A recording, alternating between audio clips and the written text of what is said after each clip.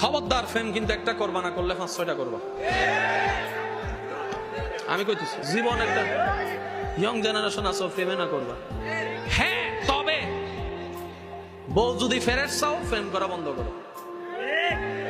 হুজুর কাহিনী তো বুঝলাম না। আমি ফেম করো কয়টা, বিয়ে করবা কয়টা, এই একটা কি 5টার ভিতরে করবা নাকি বাইর থেকে? এ তারাই বুঝে বাইর থেকে। এগুলার লগে শুধু এনজয় করবো, আরেকটারে কি করবো, বিয়ে করবো। তো তুমি যেরকম 5টার লগে গুইরা সাইরা দিছো, ওই 5টারে কেউ না কেউ বিয়ে করবে না? তুমি যারা বিয়ে করবা তারাও তো কেউ না কেউ সাইরা দিছে। এখন কি তা করিবা? তুমি যেমন অন্যের সারাটারে করবা, তোমার সারাটারও অন্য কেউ করবে। এবার যুবক ভাইরা কও, বউ কি আনফ্রেশ চাও না ফেরেশ চাও? কোনটা ফেরেশ কোনটা আনফ্রেশ জানে কে? এবার আল্লাহ কি বলে শুনো। আল্লাহ পাক বলে, বান্দা তুমি যদি ফেরেশ চাও, একটা কাজ করো, তুমি নিজে ফেরেশ থাকো, অন্যের হবু বউরে ফেরেশ রাখো, তোমারটারও